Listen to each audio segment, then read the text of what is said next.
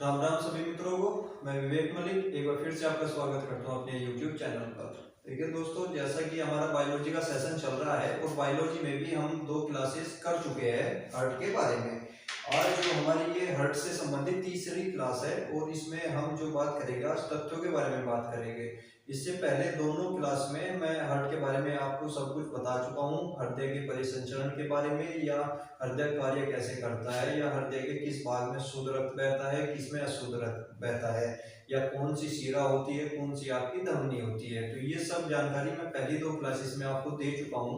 आज की जो क्लास है सिर्फ तथ्यों से संबंधित होगी। इसमें समझाने के लिए कुछ ज्यादा विशेष नहीं है, बस कुछ तथ्य है जो आपको जानने अति आवश्यक है और जो एग्जाम में भी पूछे जाते हैं।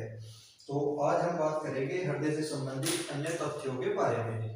तो ठीक है, जिसने भी पहले हमारी 2 क्लासेस नहीं की है वो जाकर करे और आप फर्क महसूस करेंगे अन्य से कितना अच्छा है। तो ठीक है, आज की अपना सेशन शुरू करते हैं और आज बात करते हैं हम हृदय के तथ्यों के बारे में।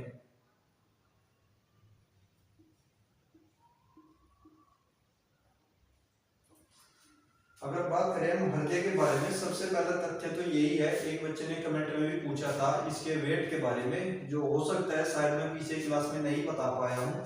तो अगर बात करें हम हृदय के वजन के बारे में, तो हृदय का वजन आपका जो होता है वह होता है 350 से 400 ग्राम।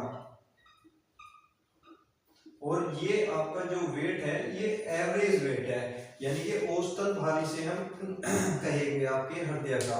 अगर बात करें ऑप्शन में या एग्जाम की दृष्टि से, एग्जाम कुछ किताबों में इसका जो आंसर आपको मिलेगा कहीं पर 300 ग्राम मिलेगा, कहीं पर 350 मिलेगा, या कुछ बुक ऐसी भी है जिसमें 375 ग्राम भी दिया गया है। लेकिन अगर हम बात करें आपकी एनसीईआरटी या जो भी आपका जो भी तथ्य है, तथ्य के बारे में हम बात करें विश्लेषण करके, तो आपको जो इसका आंसर देना है वो आंसर देना होगा आपको 350 से 400 ग्राम तक।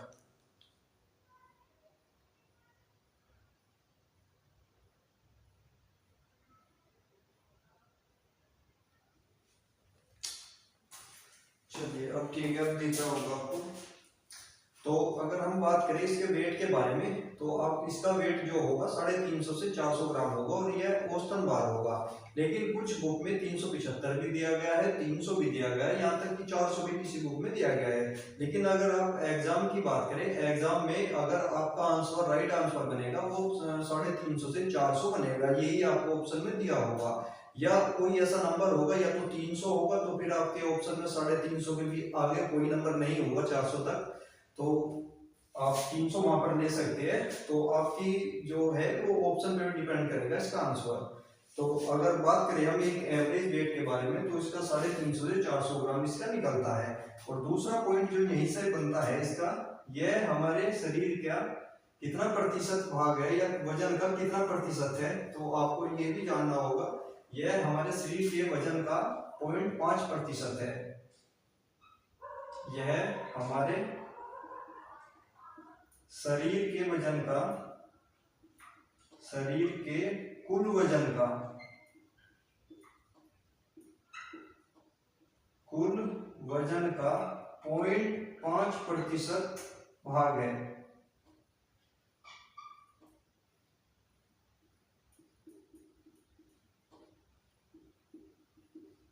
तो अगर प्रतिशत में बात करें, जो हम इसकी प्रतिशतता हमारे शरीर में या इसकी वेट की जो होती है वो 0.5% है और ये एक्यूरेट है।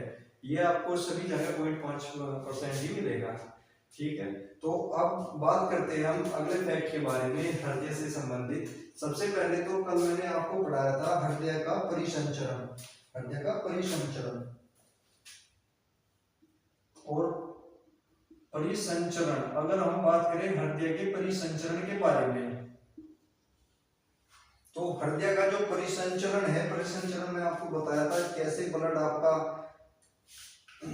पहुंचता है हृदय तक, कैसा काम करता है। परिसंचरण मतलब किस प्रकार उसकी कार्रवाई होगी हृदय की, यानी कि जो आपका ब्लड आ रहा है किस भाग में अशुद्ध रक्त बहता है, बाएं भाग में, ये मैं पीछे बता चुका हूँ। शुद्ध रक्त दाएं भाग में, फिर हृदय के पास उसके फेफड़ों के पास जाता है, फेफड़े से फिर हृदय के पास आता है। तो एक प्रणाली होती है और इस हृदय के रक्त परिसंचरण प्रणाली के जनक पूछा जाता है। परिसंचरण हम कल पढ़ा चुके हैं, लेकिन अगर बात करेंगे इसके जनक के बारे में, तो इसके जनक आपके होते हैं विलियम्स हार्वे।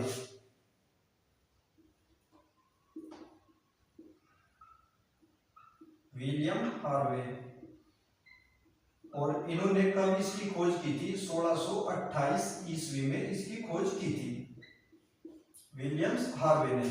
दूसरा क्वेश्चन जो यहीं से बनेगा, हृदय से संबंधित, हृदय का पहला प्रत्यारोपण कब हुआ था?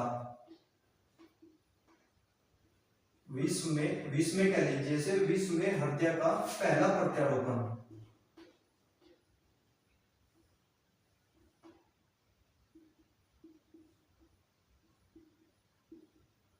हृदय का पहला प्रत्यारोपण, तो ये क्या था आपका? डॉक्टर सी बर्नार्ड ने, डॉक्टर सी बर्नार्ड। और कब किया था? ये किया था 1967 में। और कहां पर किया था? दक्षिण अफ्रीका में। वही अगर बात करें इंडिया के बारे में, भारत के बारे में, भारत में पहला हृदय प्रत्यारोपण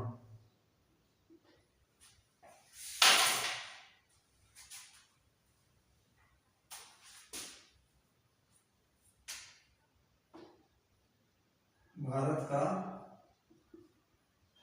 पहला हृदय प्रत्यारोपण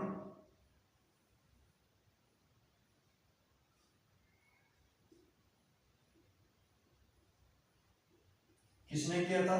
ये किया था आपका डॉक्टर वेणुगोपाल ने। ये थे डॉक्टर वेणुगोपाल। और कब किया था? 1994 में।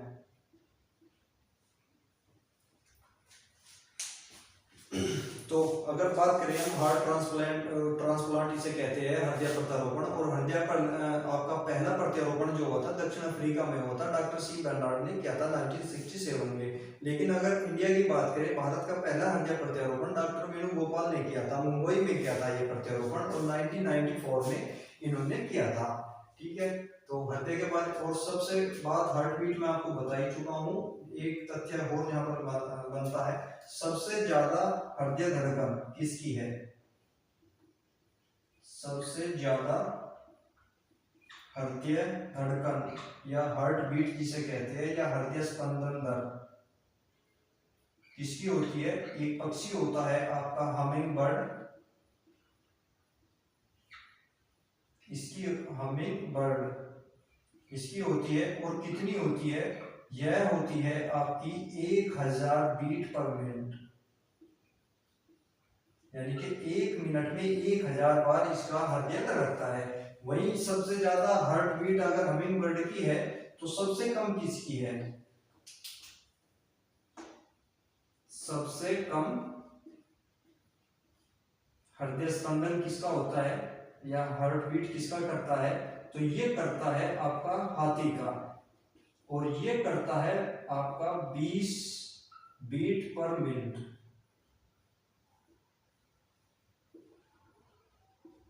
यानी कि 1 मिनट में 20 बार ही धड़कता है। वही अगर मनुष्य का मैं बता ही चुका था कल, मानव की बात करें, मानव का कितना है? मानव का हो जाएगा 72 बीट पर मिनट।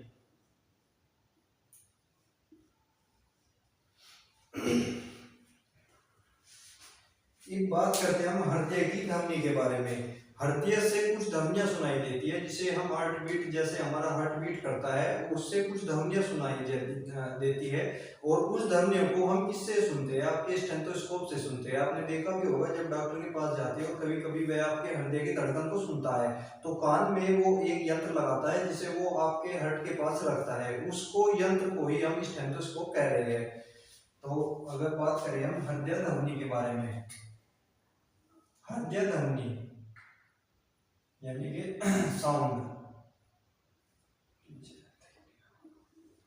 अगर बात करें हम साउंड की, तो साउंड आपके हार्ट से जो आती है वो 3 साउंड आती है। और कौन कौन सी वो 3 साउंड होगी वे देखते हैं हम। पहली जो साउंड होती है आपकी कहलाती है लब, LUB। और दूसरी जो धमनी यहीं से आती है वह कहलाती है डब। और तीसरी होती है मुरमुर, मुड़। अगर बात करें हम साउंड की, तो साउंड किससे सुनते हैं? आपके स्टेथोस्कोप से सुना जाता है। यह सुना जाता है स्टेथोस्कोप,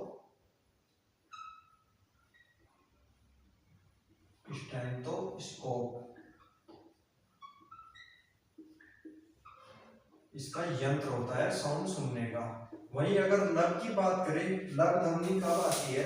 लब ध्वनि आती है जब आपका हृदय कौन सा प्रोसेस करता है? आपका सिस्टोल का प्रोसेस करता है, यानी कि उसमें सिकुड़न होती है या अंदर की तरफ जब यह सिकुड़ता है तो जो ध्वनि सुनाई देती है उसको हम कहते हैं लब। और जब हृदय अपनी सामान्य स्थिति में वापस आता है तो वहां पर ध्वनि सुनाई देती है आपके डब की। तो ये दोनों ध्वनि आप ये लब जो सुनेंगे तो इसको कहते हैं हम हृदय के सिकुड़ने के समय, हृदय के सिकुड़ते समय यह ध्वनि सुनाई देती है, यानी कि सिस्टोल में। वही डब सुनाई देती है आपके डायस्टोल में। सिस्टोल में, डायस्टोल में कल बता चुका हूं, लेकिन फिर भी समझ लीजिए। सिस्टोल होता है हृदय का सिकुड़ना, डायस्टोल होता है आपका हृदय का सामान्य स्थिति में वापस आना। और सिस्टोल में डायस्टोल आपका क्या होती है? ये दोनों आपकी कहलाती है सामान्य ध्वनि।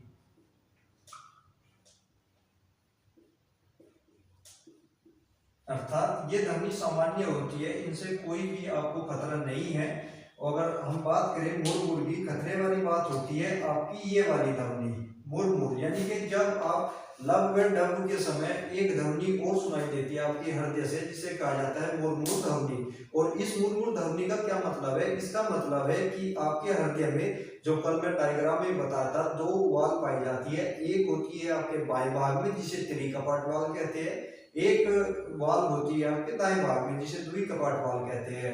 और यह ध्वनि उन दोनों कपाटों के या उनमें से किसी एक कपाट के दोषपूर्ण होने से सुनाई देती है, या उसमें किसी प्रकार का आपकी हानि हो गई या कोई भी दोष उसमें आ गया तो ये आपको ध्वनि सुनाई देगी। तो सामान्य अर्थ यहाँ से यह निकलता है, मुड़ ध्वनि का मतलब क्या है? मुड़ ध्वनि आपके दोषपूर्ण कपाट के कारण सुनाई देती है,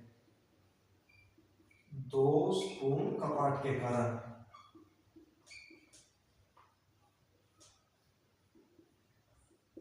और जब आपका दोषपूर्ण कपाट होता है तो इसका मतलब अब हृदय की आपको जांच कराने की आवश्यकता है।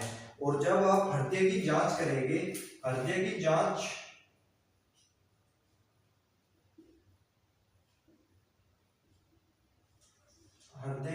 किससे की जाती है? हृदय की जांच आपकी की जाती है ईसीजी के द्वारा। इसे नोट करिए तब तक।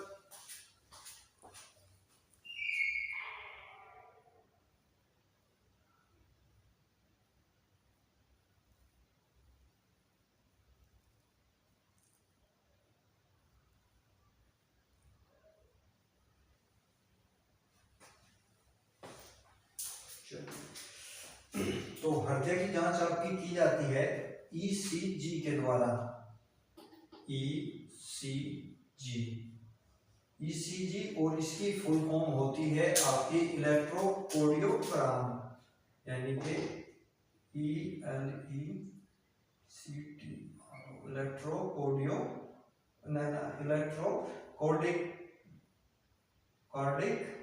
इलेक्ट्रोकार्डियोग्राम। ईसीजी की फुल फॉर्म होती है इलेक्ट्रोकार्डियोग्राम। कार्डिक यानी कि आपका हार्ट, और ग्राफ या जिसे कहते हैं ग्राफ, इलेक्ट्रोकार्डियोग्राफ यानी कि आपका हृदय का एक ग्राफ बना जाता है इस मशीन के द्वारा, या इस प्रकार आपकी लाइन भी निकलती है, उसे हम कहते हैं ग्राफ द्वारा निरूपण करना। यानी कि अगर हम ईसीजी का कार्य समझना चाहे, ईसीजी का कार्य क्या होगा? हृदय की गति को ग्राफ द्वारा निरूपित करना, हृदय की गति को ग्राफ के द्वारा निरूपित करना, ग्राफ द्वारा निरूपित करना। तो ये आपका ईसीजी कार्य करता है। ठीक है, तो एक बार और साउंड के बारे में समझ लेते हैं। सबसे पहला क्वेश्चन तो यही पूछा जाता है, हृदय की ध्वनि सुनने के लिए किस यंत्र का प्रयोग किया जाता है? आपका यंत्र होता है स्टेथोस्कोप। अब वह ध्वनि, हृदय की ध्वनि जो होती है तीन प्रकार की होती है। एक होती है आपकी लब, यानी कि जब हृदय आपका सिस्टोल की प्रक्रिया करता है या सिस्टोल के प्रोसेस में होता है, यानी कि हृदय जब आपका सिकुड़ता है तो वहां से जो ध्वनि निकलती है वो होती है लब की। और जब वही हृदय आपका सामान्य स्थिति में वापस आता है या उसमें फुलाव की प्रक्रिया होती है या वह अपने अंदर अन्य रक्त को ग्रहण करता है बाहर से, तो वहां से जो ध्वनि आती है आपकी डब की ध्वनि आती है। तो लब व डब दो सामान्य ध्वनि होती है हृदय की। या यहाँ से एक बार क्वेश्चन इस प्रकार से भी पूछा गया था, हृदय की सामान्य ध्वनि होती है लब व डब। या इस प्रकार भी पूछ सकता है, हृदय की असामान्य ध्वनि को क्या कहते हैं? उसे कहते हैं मुरमुर ध्वनि। मुरमुर ध्वनि का मतलब क्या होता है? जो आपके हृदय में कपाट लगे हुए हैं, एक आपका द्वि कपाट होता है, एक त्रि कपाट होता है, इनमें से या तो दोनों खराब हो गए या एक के खराब हो जाना, इनसे जो ध्वनि निकलती है वो मुरमुर होती है। और अगर आप इस प्रकार भी समझना चाहे, जब आपको मुरमुर ध्वनि सुनाई देती है तो डॉक्टर आपको सलाह देता है कि आप हृदय की जांच कराइए। और आप हृदय की जांच इसके द्वारा करते हैं, ईसीजी के द्वारा आप हृदय की जांच करते हैं, यानी कि यह एक पैरामीटर होता है जो हृदय की गति को ग्राफ पर निरूपित करता है। और जिसके विश्लेषण के द्वारा ही डॉक्टर आपको बताएगा कि आपके हार्ट में क्या प्रॉब्लम है, क्या समस्या है। ठीक है, तो हमने वजन के बारे में बात कर लिया, हार्ट बीट के बारे में बात कर लिया। अब हार्ट बीट से एक, चलो पहले इसे नोट करिए फिर आगे चलते हैं। ज्यादा कुछ बड़ा नहीं है आज समझने के लिए, केवल फैक्ट है बस।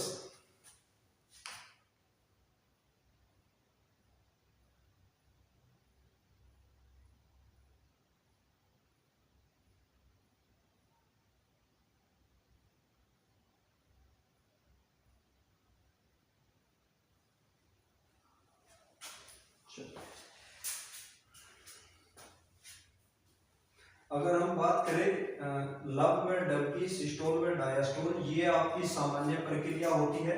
यानी कि अगर बात करें हम लब में, इसमें अगर हम यहाँ पर ब्लड प्रेशर की बात कर रहे हैं, यहाँ पर बीपी जिसे कहते हैं हम रक्तदाब। सबसे पहला क्वेश्चन तो यही बनता है, रक्तदाब आपका क्या कहलाता है? रक्तदाब आपका होता है, यानी कि जो हमारे शरीर के अंदर नसें हैं, जो सामान्य अर्थों में हम जिसे नसें कहते हैं, या हम आपका बायोलॉजी की लैंग्वेज में इसके अंदर नसों की बात करें तो आपकी धमनी होगी या आपकी शिरा होगी।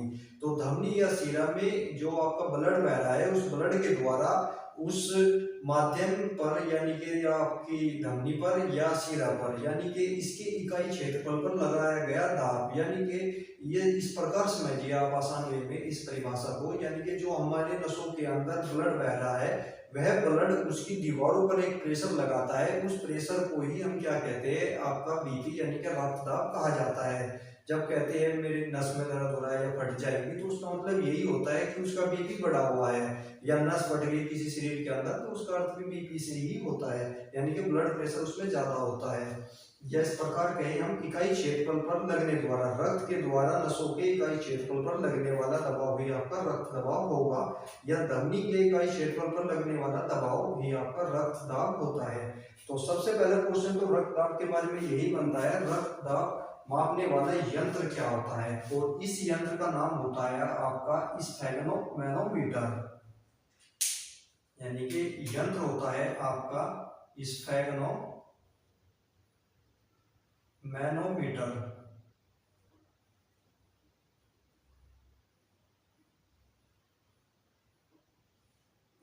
तो रक्तदाब जिससे आप नापते हैं उसे कहते हैं हम स्फेगनोमैनोमीटर। और रक्तदाब कितना होता है सामान्य? अगर हम सामान्य की बात करें, सामान्य ये होता है आपका 120/80, ये मैं बता भी चुका हूँ, mmHg। तो अगर बात करें 120 तब आता है जब आपका हृदय सिस्टोल की प्रक्रिया में होता है, यानी कि उसमें सिकुड़न होती है, इसे कहते हैं सिस्टोलिक। और 80 होता है आपका डायस्टोलिक, या डायस्टोल की प्रक्रिया में, यानी कि जब आपका हृदय सुगड़ेगा।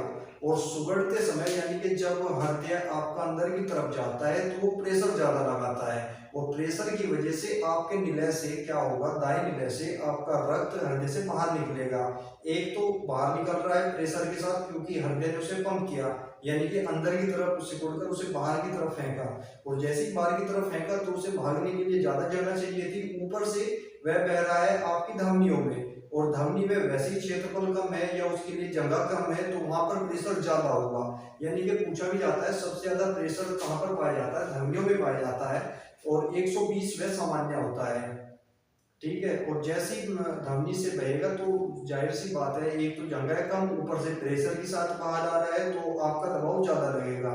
वही अगर बात करें हम नसों का या आपका डायस्टोल की, तो डायस्टोल क्या होता है, आपका हृदय जब सामान्य स्थिति में आता है यानी कि विराम अवस्था में आता है, यानी कि हृदय जब खुल जाता है, और जैसे ही वह खुलेगा एक तो नस में क्षेत्रफल जाता है यानी कि ब्लड आसानी से बह रहा है, ऊपर से उसे जगह मिल गई हृदय में आकर इकट्ठा होने की, तो वहां पर प्रेशर कम होता है, तो वहां पर 80 का आपका प्रेशर होता है।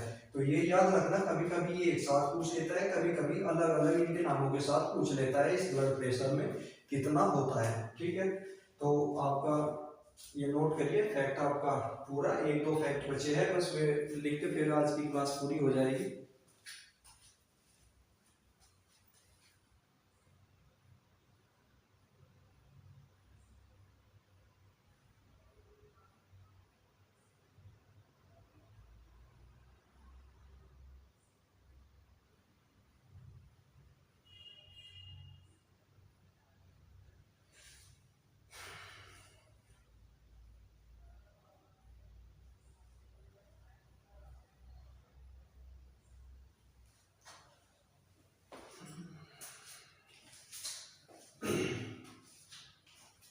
नोट करिए से, बस फिर आप आज की क्लास आपकी पूरी है और हृदय चैप्टर भी आपका कंप्लीट हो गया।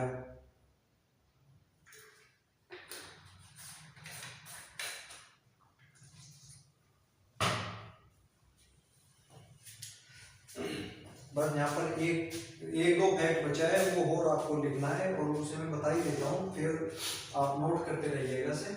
अगर बात करें हम हृदय के नियंत्रण की, ये भी पूछा जा सकता है, हृदय का नियंत्रण कौन करता है, और तो ये जो नियंत्रण वाली बात है मैं इसलिए भी नहीं बता रहा था आपको क्योंकि मैं पिछली क्लास में आपको ये चीज पढ़ा चुका हूँ। अब याद करिए, जब हम मस्तिष्क के बारे में पढ़ रहे थे तो मैं मस्तिष्क का एक भाग पढ़ाया था, मेंड्यूला ओब्लंगेटा, और वह क्या करता है, आपका हृदय का नियंत्रण करता है।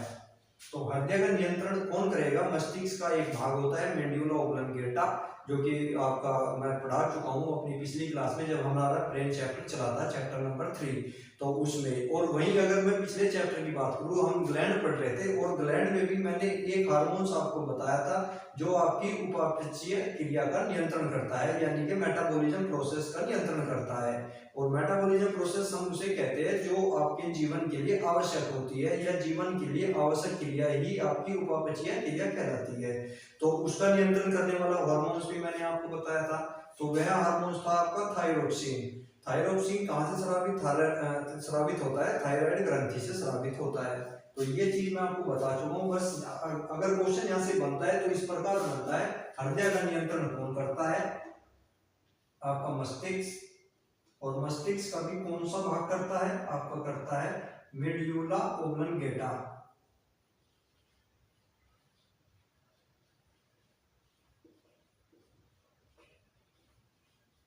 और अगर हार्मोन्स की बात करें, हार्मोन होता है आपका थायरोक्सिन।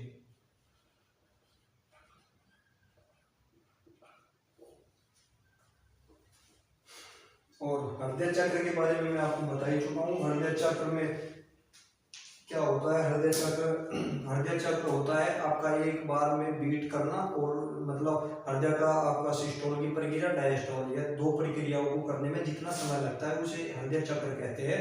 और इस प्रक्रिया में हृदय कितना समय लेता है, इस प्रक्रिया में हृदय समय लेता है 0.8 सेकेंड का।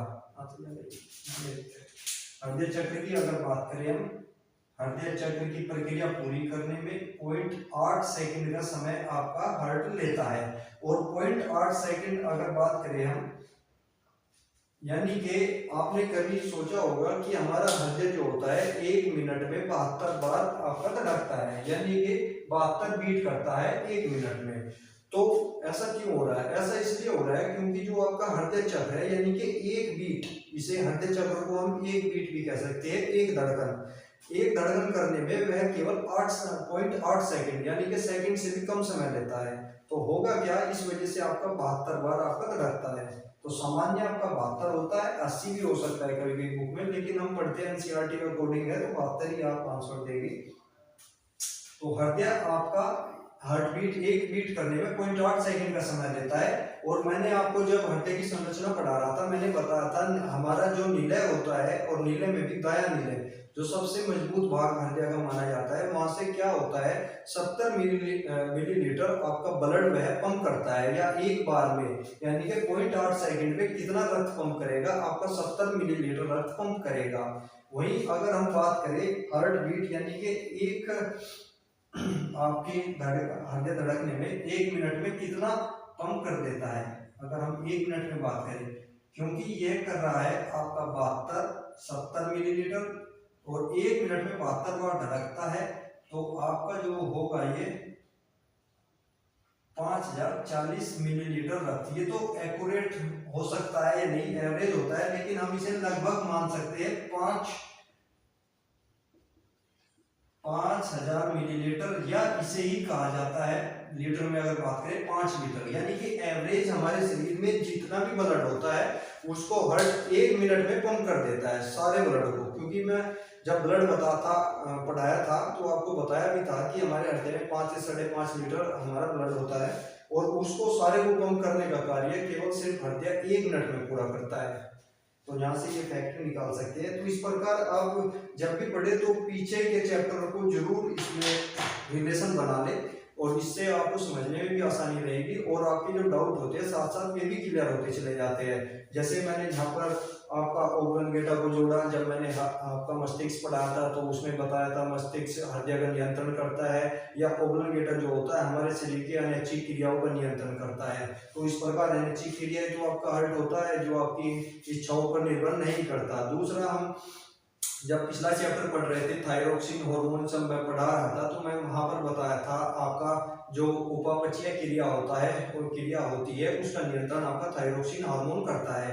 और थायरोक्सिन हार्मोन जब उपापचय क्रिया का नियंत्रण करता है, यानी कि वे क्रियाएं जो हमारे जीवन के लिए आवश्यक होती है उन्हें हम उपापचय क्रिया कहते हैं, या मेटाबॉलिज्म प्रोसेस उन्हें हम कहते हैं। तो इस प्रकार हृदय भी तो हमारे जीने के लिए आवश्यक क्रिया है, तो इस प्रकार भी हम रिलेशन बना सकते हैं।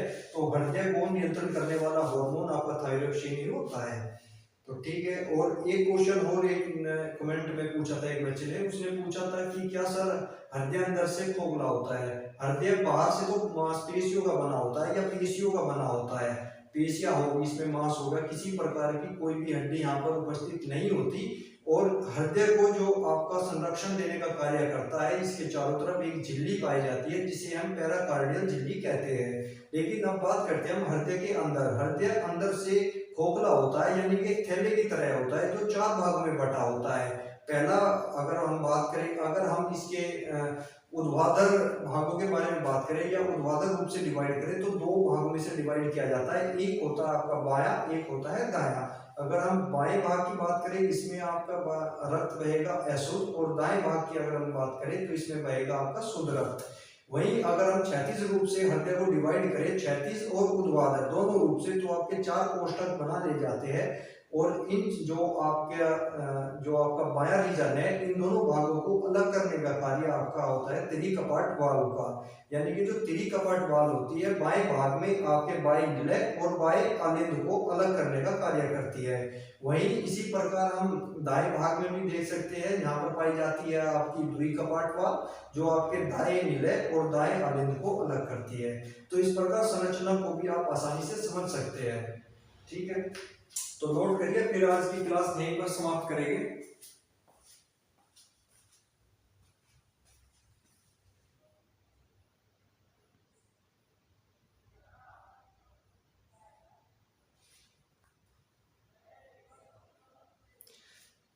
चलिए ठीक है, जल्दी से नोट करिए। फिर अगर कोई भी डाउट आपका रहता है तो आप कमेंट बॉक्स में करके हम पूछ भी सकते हैं, मैं उसका उत्तर भी दूंगा।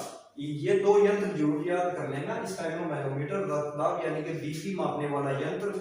जब आप डॉक्टर के पास जाते हैं तो वो आपके बाजू पर एक लपेट देता है और पंप करके वो देखता है मरकरी के द्वारा। और दूसरा आपका होता है स्टेथोस्कोप, ये तो सभी ने देखा होता है, बीपी की मशीन सभी ने देखी होती है। ठीक है। और सबसे बड़ी चीज जो यहाँ से मिलती है वो मिलती है विलियम्स हार्वे के बारे में, यानी कि जो हमारा हृदय काम कर रहा है इसकी खोज जो पहले ही लगा चुके थे, 1628 ईस्वी में ही इसकी खोज की जा चुकी थी कि हृदय कार्य कैसे करता है या हृदय रक्त को पंप कैसा करता है, या इस प्रकार भी कहे मतलब जो रुधिर होता है, रुधिर परिसंचरण हमारे शरीर में किस प्रकार होता है, तो इसकी खोज आपकी विलियम्स हार्वे ने 1628 में की थी। वही अगर हृदय प्रत्यारोपण की बात करें, यानी कि हृदय का सफल प्रत्यारोपण जो किया गया था आपका पहला दक्षिण अफ्रीका में किया गया था 1967 में, और वे थे डॉक्टर सी बर्नार्ड। वहीं अगर इंडिया की बात करें, इंडिया में ये 1994 में किया गया और डॉक्टर वेणुगोपाल के द्वारा ये किया गया। ठीक है, तो और कोई यहाँ से कोई फैक्ट नहीं बनता, और जो भी कोई फैक्ट था मैं आपको पीछे ही बता चुका हूँ जो समझाने वाला रीजन था। आज समझाने के लिए कोई ज्यादा विशेष नहीं था, केवल फैक्ट है, और ये फैक्ट एग्जाम में पूछे भी जाते हैं, मोस्टली यहीं से पूछे जाते हैं जो आज की ये क्लास हुई है। तो ठीक है, फिर नोट करिए, फिर क्लास को ऑफ करते हैं। चलिए ठीक है, कर दिया होगा नोट, वैसे भी आज तो ये ही लिखा है। तो ठीक है दोस्तों, चलते हैं फिर। और आज हमारा 5वां चैप्टर भी पूरा हो गया, तो 5 चैप्टर हमने पूरे कर लिए। और अगर हम देखे जाए बायोलॉजी से जो मैक्सिमम क्वेश्चन आते हैं वे इन पहले 5 चैप्टर से ही आ जाते हैं। अब जो आपके बचे हैं छोटे चैप्टर बचे हैं या बड़े चैप्टर की बात करें, केवल एक ही चैप्टर आपका बचा है जो टाइम लेगा, और वह है आपका हार्मोन्स ऑफ प्रोटीन, जो हम पढ़ेंगे। तो ठीक है, फिर आज की क्लास को यही समाप्त करते हैं। तब तक हमारी वीडियो को शेयर कीजिए और हमारे चैनल को सब्सक्राइब कीजिए। Thank you. जय हिंद, जय भारत।